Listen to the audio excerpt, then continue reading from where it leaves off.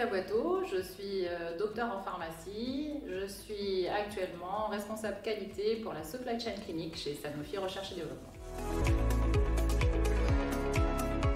Alors j'ai commencé en stage en assurance qualité déjà, mais détachée dans une unité de production. Donc j'ai apprécié de travailler en production, de voir la vraie vie de l'industrie pharmaceutique, de découvrir. Et je suis rentrée chez Sanofi pour un stage assez transverse dans le département d'analyse en recherche et développement aussi, sur un poste où on faisait du contrôle qualité et de la revue de dossiers lots et de la libération. Petit à petit, je suis restée dans ce département d'analyse.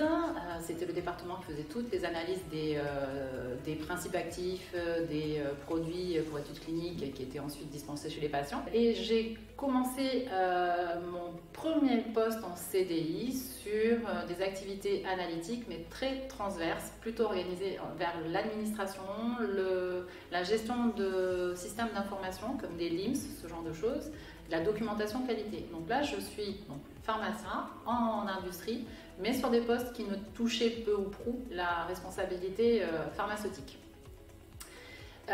Ensuite, le bond suivant dans ma carrière, ça a été la mise en œuvre de l'unité qualité au sein de Sanofi Recherche et Développement, où là, nous avons rapproché les activités analytiques, contrôle qualité et les activités d'assurance qualité au sein d'un même département.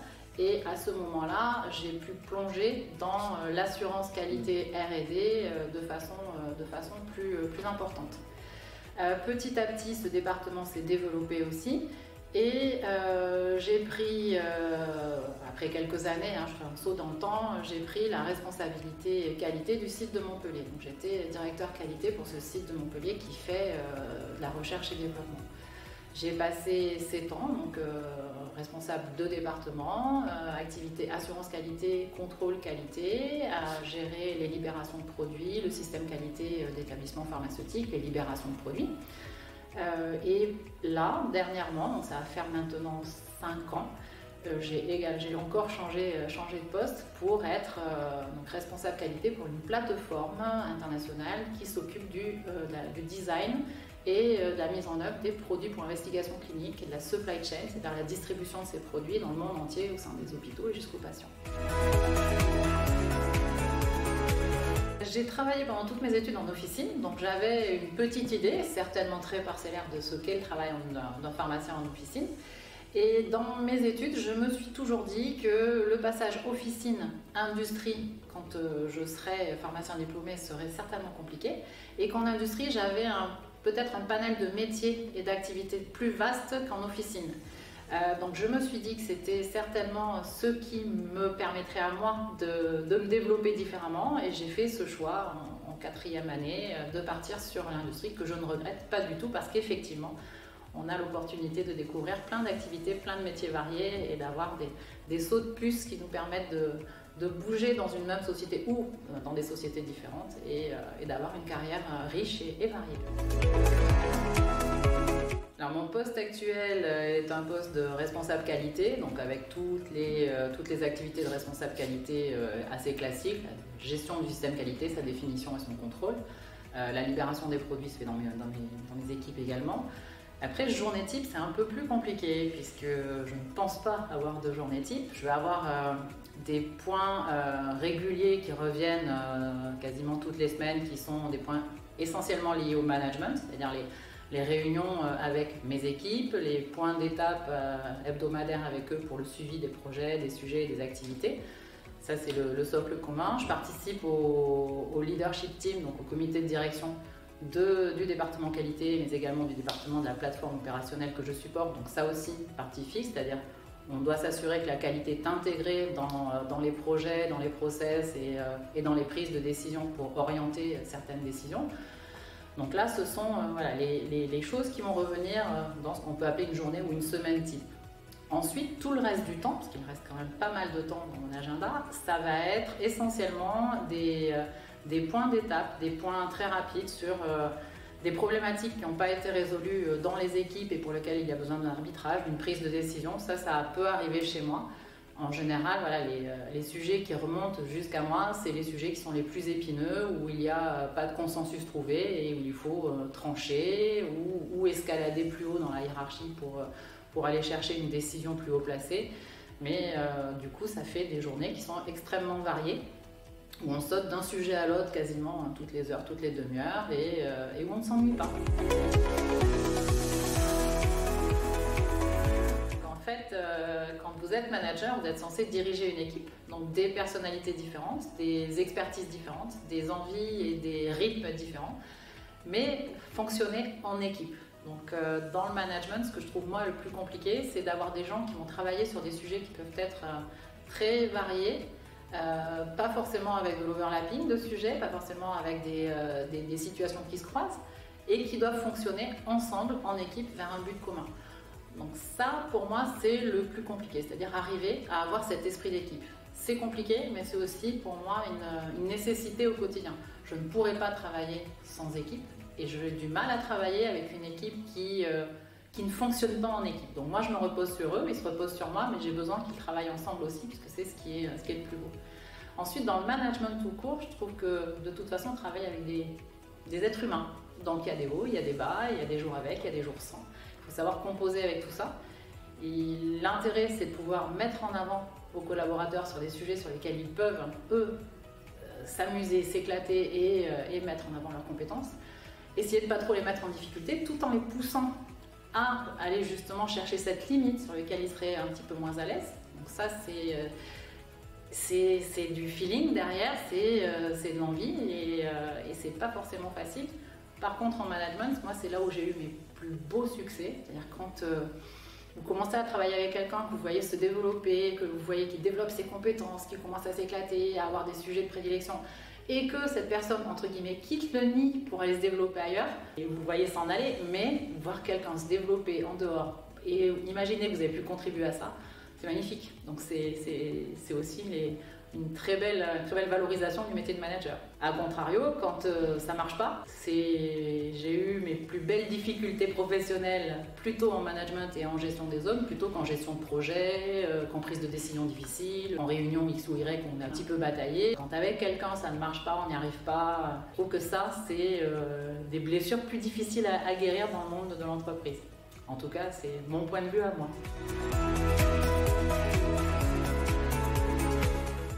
La qualité, ça peut être vu de manière hyper rétrograde, comme le département qui arrive en bout de chaîne et qui donne le blanc-seing.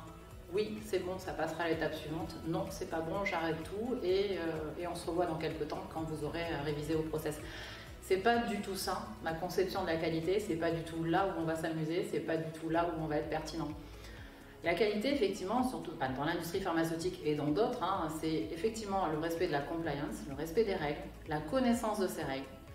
Et l'intérêt, le seul intérêt pour moi de la qualité, c'est de connaître où sont les limites, mais de pouvoir m'amuser au milieu, entre ces limites, pour permettre aux opérationnels de trouver la meilleure façon de travailler tout en étant respectueux de la réglementation et en ayant la possibilité de continuer après leurs activités. Donc vraiment, en qualité, ce qui me plaît, c'est d'avoir cette possibilité, cette liberté, alors qui est une liberté relative certes, puisqu'on est garant de la réglementation, mais cette liberté de prise de décision, de prise de risque mesuré et de maintien de la qualité opérationnelle, ça c'est là où en qualité on s'amuse beaucoup.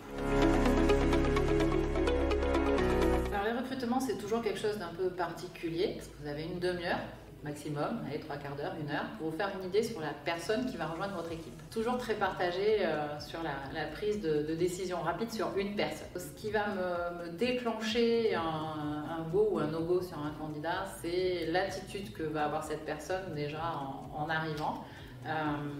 Quelle connaissance elle ou il a du poste proposé, quelle question, quelle curiosité il va démontrer, il ou elle va démontrer sur le poste.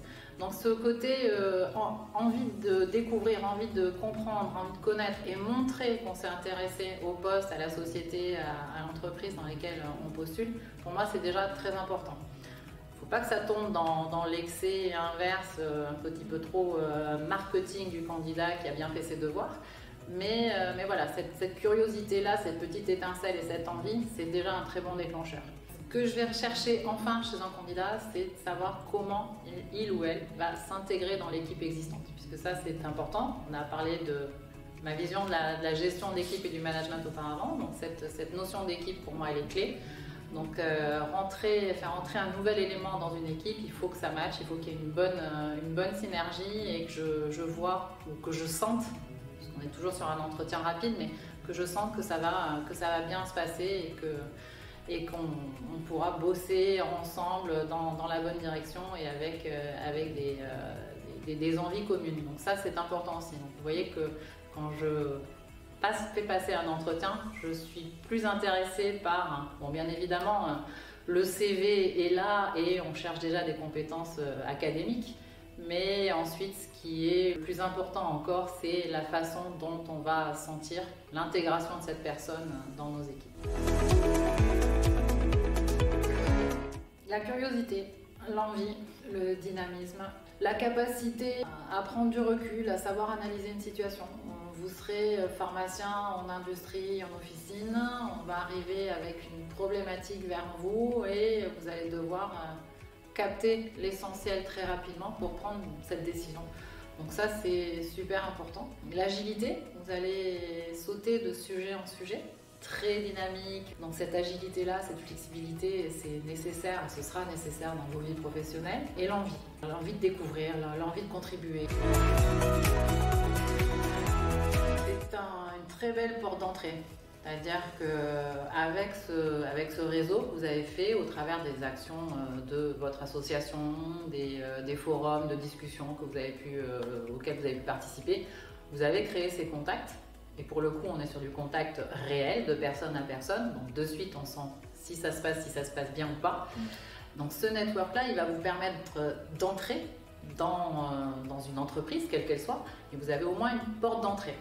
Donc c'est précieux. Parce que cette porte d'entrée, elle n'est pas facile à trouver quand on démarre de rien. C'est-à-dire on va toquer à la porte d'une entreprise avec un CV, une lettre de motivation. On ne sait pas où ça part, on ne sait pas ce que ça devient. Alors que si vous avez au moins un point de contact, vous aurez cet appui-là en plus. Ensuite, ce network vous permet d'entrer dans l'entreprise, certes, mais après c'est vous qui allez vous créer votre expérience, votre activité professionnelle et votre réseau interne. Et ça, ce sera à vous de le gérer. Donc ça ne reste qu'une porte d'entrée. Voilà. Effectivement, vous avez tous le même diplôme, vous allez tous arriver avec un joli diplôme de pharmacien. Ce qui va faire la différence, c'est vous. C'est ce que vous allez amener. Donc votre personnalité, votre dynamisme, votre envie, votre énergie, ça sera clé. Ce sera ce qui va déclencher une prise de poste ou pas. Et ce qui va aussi faire la différence, c'est les expertises que vous avez engrangées. Vous êtes peut-être fraîchement diplômé, mais vous avez plein d'expertises et d'expériences à valoriser. Donc la façon dont vous avez vécu vos études, les boulots que vous avez fait à côté, ce que ça vous a apporté, ce que ça a pu développer en vous, les envies que vous avez eues, ça c'est quelque chose qu'il faut absolument valoriser. Vous aurez fait des stages, vous aurez fait de l'apprentissage, vous aurez fait plein de choses. Valorisez ça. Valoriser, non pas j'ai fait un stage dans telle activité, mais j'ai eu l'opportunité de faire ce stage, voilà ce que ça m'a apporté, voilà ce que j'ai développé. Valorisez toujours cette expérience. Ne partez pas du principe que vous êtes fraîchement diplômé sans expérience. Vous avez plein de choses à vendre et à apporter dans l'entreprise dans laquelle vous allez arriver.